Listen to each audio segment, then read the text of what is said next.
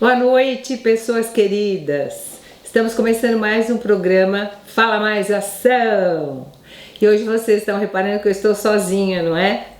A nossa colega Márcia teve um contratempo e não vai chegar a tempo.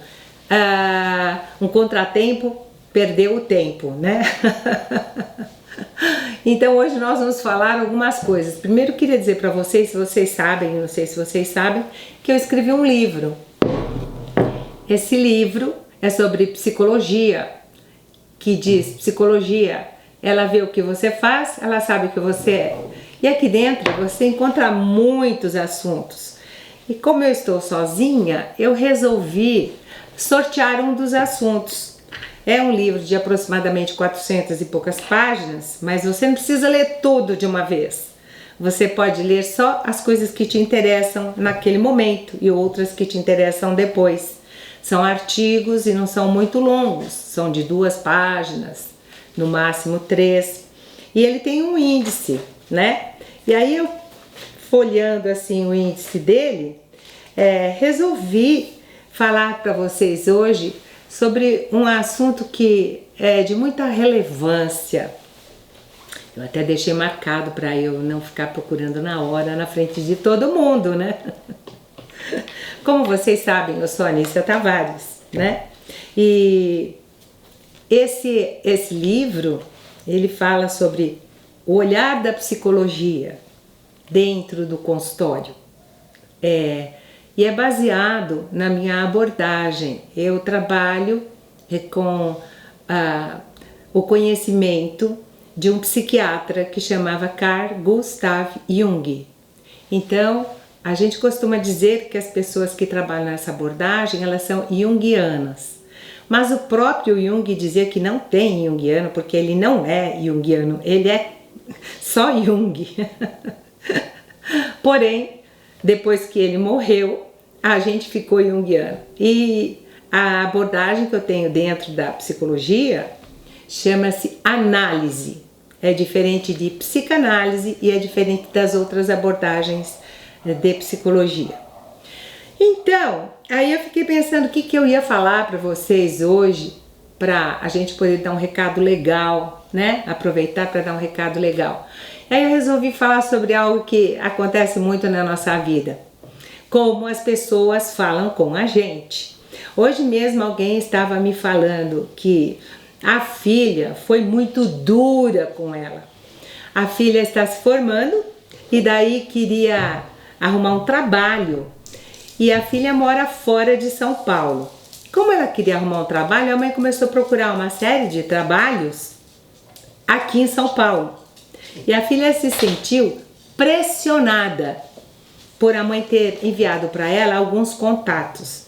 E ficou muito zangada. Você fica me pressionando. Eu ainda estou terminando meu TCC. É só no final do ano que eu estou pronta. E deu maior bronca na mãe. A mãe pronta para ir no final do ano lá, ver a filha ser coroada pelo esforço todo que ela teve, que vai receber o diploma, né? A mãe ficou muito, muito, muito chateada. Até chorou, né? E aí a gente fica perguntando por que as pessoas falam assim, fazem isso entre as próprias pessoas, né? É difícil falar? Então, a gente sabe como a gente gostaria que as pessoas falassem com a gente. Por que a gente não faz isso com as pessoas também? Se eu não gosto de de que alguém seja bruto comigo, fale alguma coisa indelicadamente comigo, perca a paciência sem que eu tenha provocado deliberadamente isso, por que eu não me controlo, por que eu perco a minha paciência, por que eu falo o que é indevido? Vocês sabem que muitas vezes no consultório eu ouço um casal dizendo, né? Ai, olha, meu pai dava grandes surras em mim, mas eu não lembro da dor de uma pancada, só que ele me falava cada coisa que até hoje eu me lembro. Então eu acredito que quando a gente fala as coisas para as pessoas, a gente marca mais do que quando a gente marca um gado, que tange o gado ali com o fogo quente, né? Com o ferro quente, a gente marca mais. A gente consegue ser mais cruel falando alguma coisa horrorosa do que dando um tapa. Não estou a favor do tapa, não é isso, não estou pensando em alguém dar um tapa em alguém, mas estou dizendo a força da palavra, né? Sobre a força da palavra. E a gente até tem um ditado, né? Que o seu filho cresce na direção do seu elogio. Então, se você disser para o seu filho sempre, você é um bobão, você não serve para nada, você é um desastrado, você deixa tudo cair, você não tem jeito, você é assim mesmo, nunca vi, você não presta atenção nunca, menino. Então, todas essas coisas vão reforçando o comportamento que você não gostaria que seu filho tivesse. Uma vez eu estava aqui em Cotia, eu estava num estabelecimento procurando uma coisa e vi uma senhora com uma criança, gente, tão lindinha, parecia um anjinho, cabelinho tudo crespinho assim, loirinho. 3 anos tinha a criança. E a senhora dizia para ele: você é mau, eu não gosto de você, você não tem parada, você é uma porcaria. E aí meu coração doeu de ouvir a senhora falando aquelas coisas para uma criancinha tão pequenininha, e a criancinha olhando assustada assim para ela. Eu me agachei quando eles entraram. Eu não costumo interferir na vida de ninguém, mas ali eu não aguentei. Eu achei demais. E aí eu perguntei para ele como ele chamava. Ele disse João. E aí eu perguntei quantos anos ele tinha. Ele nem sabia falar. A senhora falou: ele tem 3. Aí eu falei para ele: João, você é lindo, você é um menino bonzinho, você é um amor de criança, você tá tão quietinho, você não faz mal para ninguém.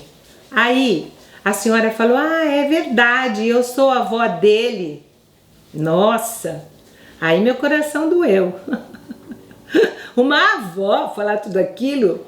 Aí eu me levantei e falei: por que a senhora falou aquele monte de porcaria? Mas eu falei um palavrãozinho aí. Aquele monte de porcaria para o seu neto? É porque ele não me obedece.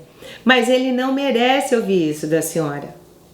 Ele não obedece, a senhora diga para ele várias vezes, fala olhando no olhinho dele, pega na mãozinha dele. A senhora está na rua e a senhora está fazendo com que seu neto acredite que ele é uma porcaria, que ele não vale para nada, que ele é um menino mau, sendo que com 3 anos ainda não dá bem para a gente saber se ele vai ser preso quando fizer 18, né?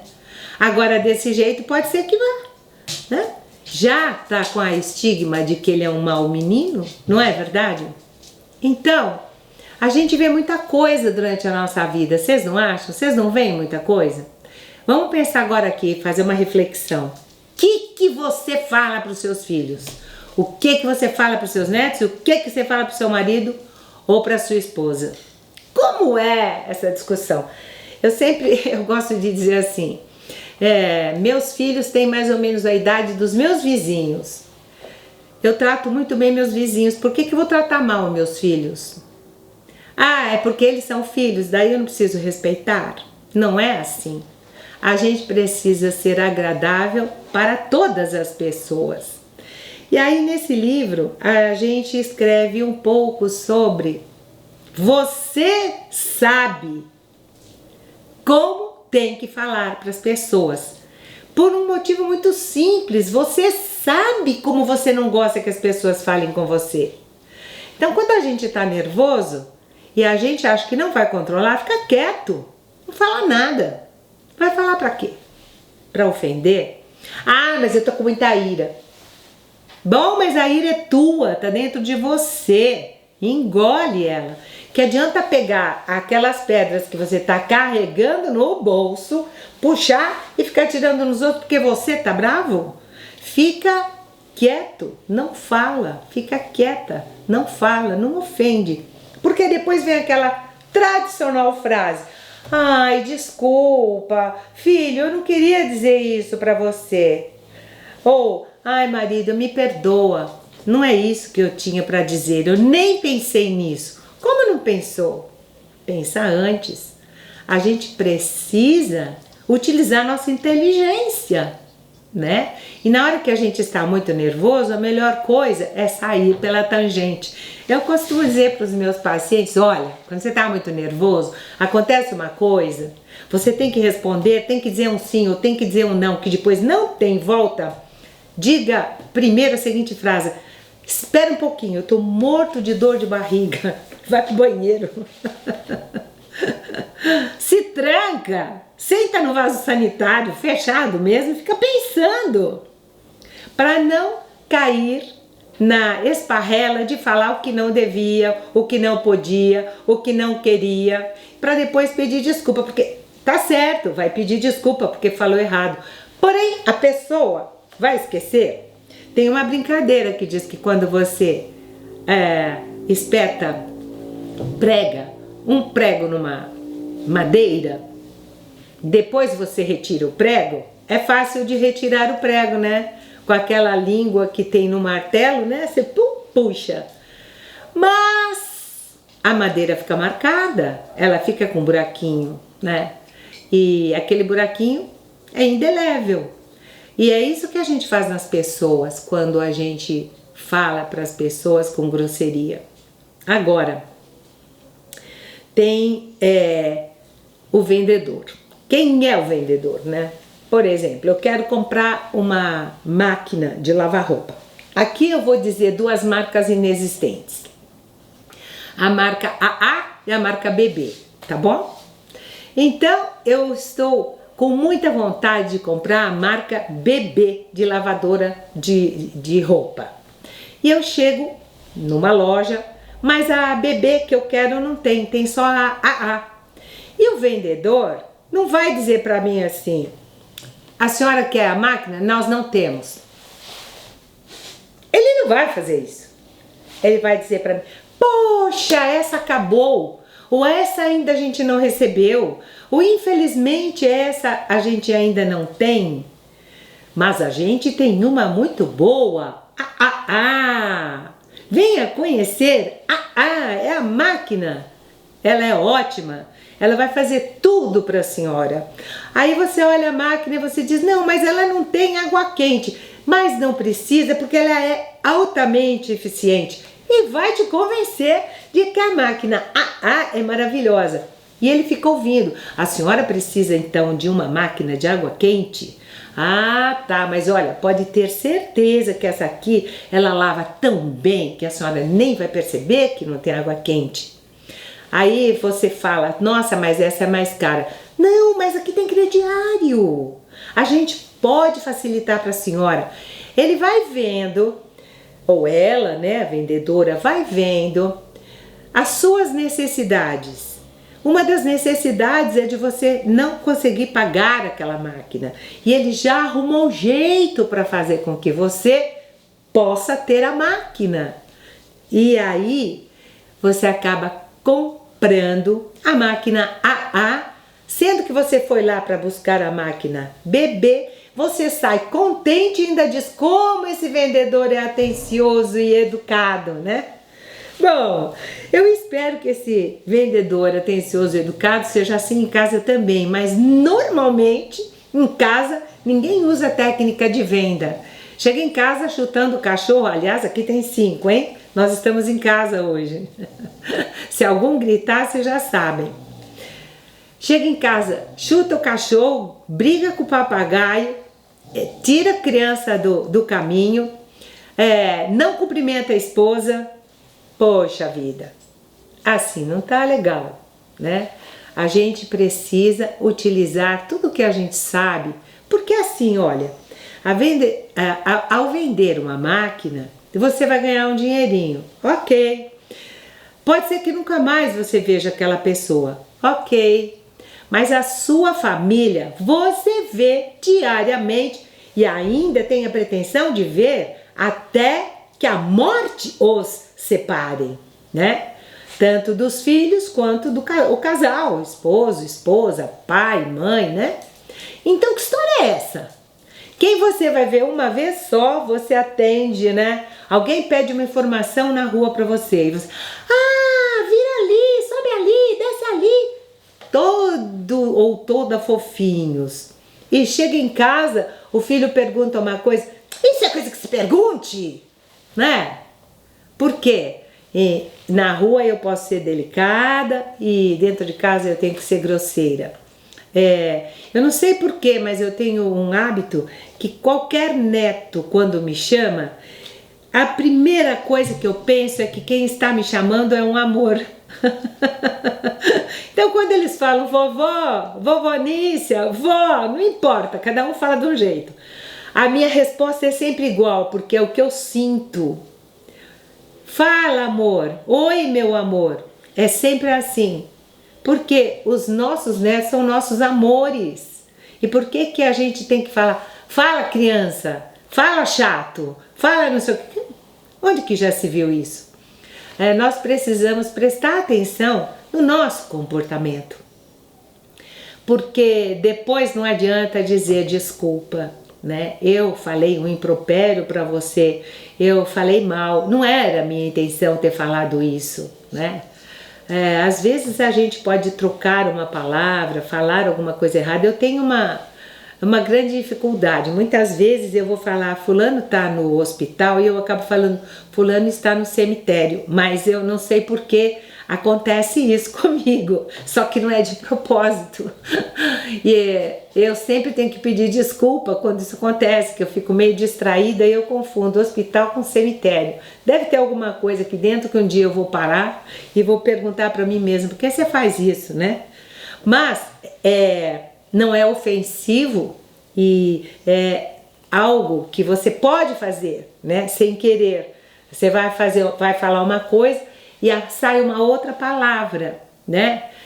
Por exemplo, ao invés de falar você pode viver, você pode falar você não pode, você põe um não na frente, pode acontecer, só que esses atos são atos falhos e muito raros, né?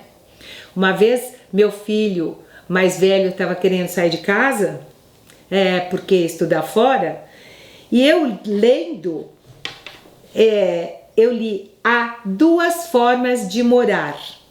Aí eu falei, nossa, mas por que morar aqui nesse livro que não tem nada a ver? Aí eu li direito, estava escrito há 2 formas de moral. Só que eu estava preocupada com o fato dele querer sair de casa. E o meu inconsciente já me ajudou. Me falou, há 2 formas de morar, não é só na casa dos pais.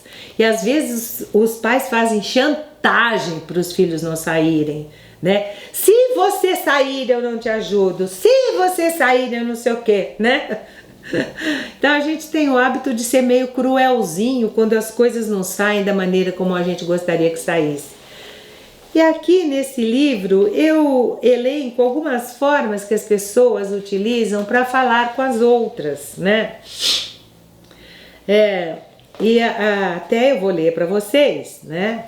Porque não é uma abordagem que eu inventei, é uma pesquisa, né? Uma pesquisa que foi feita na Universidade de Washington, em Seattle, nos Estados Unidos. E o psicólogo chama-se John Gottman. Ele estuda o relacionamento de casais e a importância da verbalização entre eles. Então, não é uma coisa da minha cabeça que eu vou falar para vocês. É uma coisa que eu li de alguém que é um pesquisador. E eu acho isso aí muito importante. A gente trazer coisas vistas por um olhar diferente do nosso. Porque é só quando um olhar diferente do nosso entra na nossa casa que a gente pode perceber como é que a gente está vendo. Senão, a gente não percebe. Um dia eu estava na cabeleireira e um filho meu me ligou. E eu, oi filho! E ele me contando a coisa, nossa, que bacana, mas que bom! Tá bom, filho, um beijo pra você, que bom! Eu te amo. Quando eu desliguei o celular, tinha uma meia dúzia olhando assim pra mim. você fala assim com seu filho?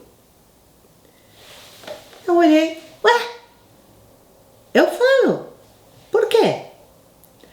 Uma, eu não falo assim com meu filho não, a outra, eu também não. Gente, qual é o problema? Qual é o problema? Eu falo assim todo dia com tanta gente, por que que eu vou excluir meus filhos? Por que que eu vou excluir as pessoas que eu amo de falar desse jeito? Com o chefe, você abaixa a orelhinha, não abaixa? Você fala assim, senhor, sim senhora, sim senhor, sim senhora, e com o seu filho você vai ser arrogante? Por quê? Onde que está a nossa lógica, né? Eu acho que é o olhar do outro que faz com que a gente perceba.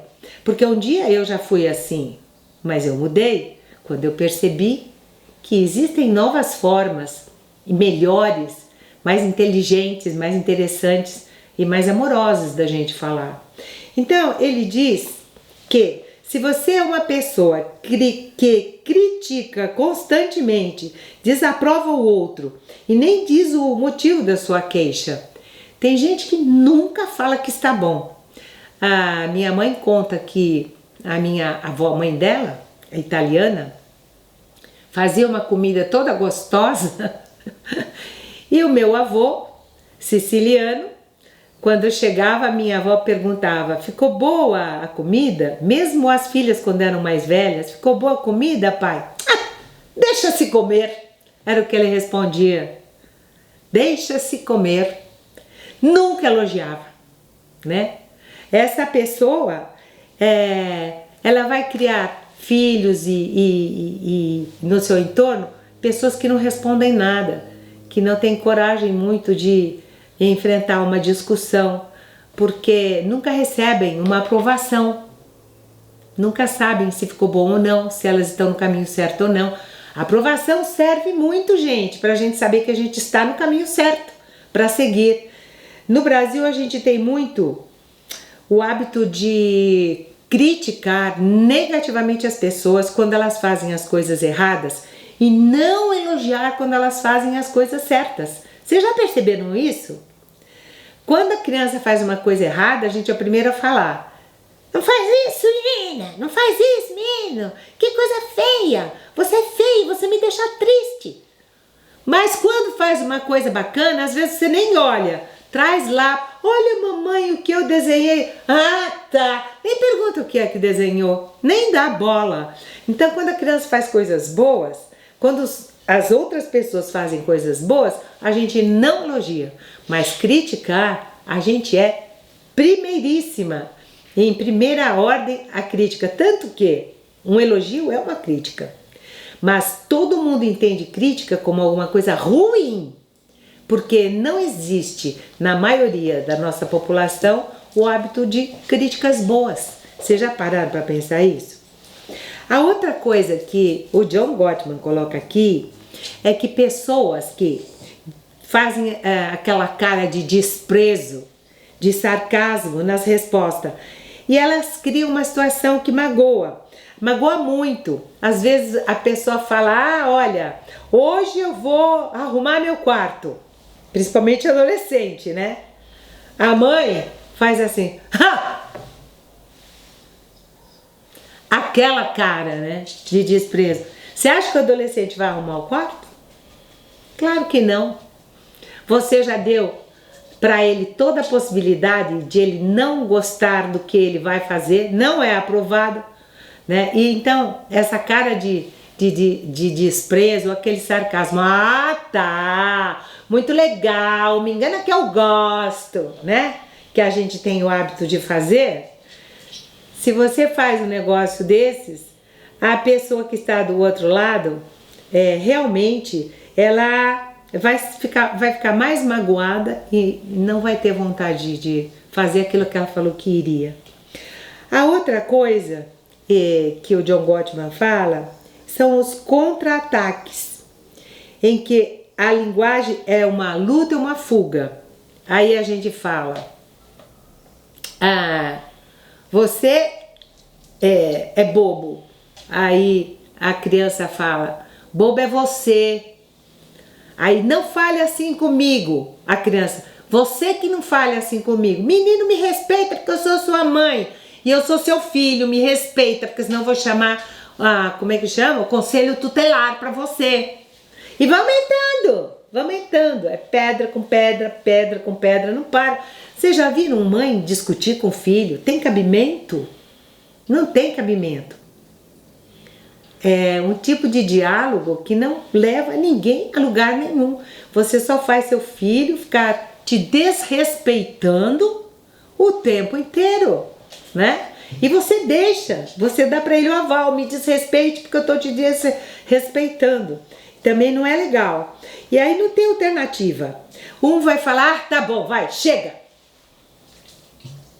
Fecha a boca. E aí, realmente, acaba a discussão, mas fica todo mundo com coisas ainda para falar, porque vocês já viram, né? Quando a gente começa a pensar, lembra aquelas brincadeiras? Agora nós vamos falar flor com A. Começa a aparecer aquele monte de flor com A, Amarílis, Amarã. Então é igual. Na hora que a gente começa a se defender e atacar o outro, a gente fala o que vier na nossa cabeça. Sendo xingamento, a gente vai falando. E depois vem, desculpa, não queria ter falado aquilo, mas já falou, né? E por último, ele diz que tem quem é a pessoa que apedreja, e que é mais uma especialidade mais masculina, que já faz com que a pessoa não consiga nem se defender.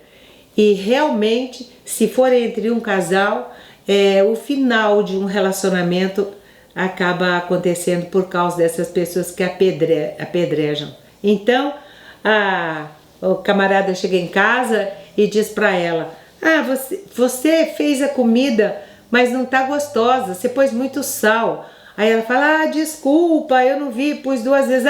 Você é igual a sua mãe mesmo. Porque ele sabe lá no fundo que tem alguma coisa que a mãe dela faz errado. Então, eu já sabia, você gosta, pronto, já soltou uma pedra imensa.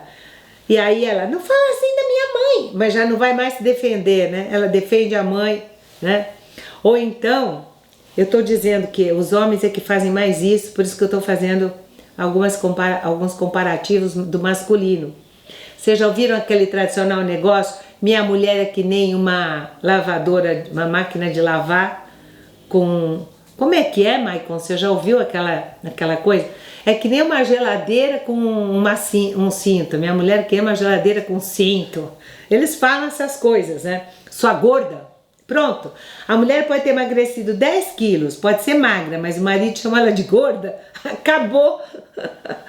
Que elogio que é esse, né? Que elogio. Então, esses apedrejamentos, eles acabam extinguindo as relações, né? Bom, a gente fala, mas e daí? Não tem uma forma de falar legal? Tem uma forma de falar legal. É sempre você dizer do jeito que você se sente e não falar para a pessoa: você é uma pessoa desagradável, você me deixa aqui sozinha, você vai jogar futebol, eu fico aqui lavando roupa, enquanto você se diverte eu fico sofrendo. Você tem que falar diferente, dizer para ele: enquanto você saiu, me senti tão solitária, gostaria muito de ter ido comer um bolinho de bacalhau que a sua mãe fez e convidou a gente, mas eu não quis ir sozinha porque eu queria te esperar. Ele não tem como discutir com você quando você coloca uma coisa agradável para ele. E da outra vez ele vai pensar melhor se ele vai ficar em 2 jogos, talvez ele fique num só e volte para te fazer companhia. Então lembre que sempre tem que começar a frase com: como eu me sinto triste, eu me sinto cansada, eu me sinto irritada, eu me sinto sozinha, eu me sinto qualquer coisa que eu me sinta. Quando você me deixa sozinha, quando você traz essa pessoa para almoçar aqui em casa, sempre eu me sinto e nunca você é. Né? Acho que esse é o recado que eu tenho para dar para vocês. Um dia a gente fala mais sobre como falar com amor, né? Mas Hoje a gente está falando só do desculpe, eu não tive essa intenção. Gostaria de agradecer a atenção de vocês, esperem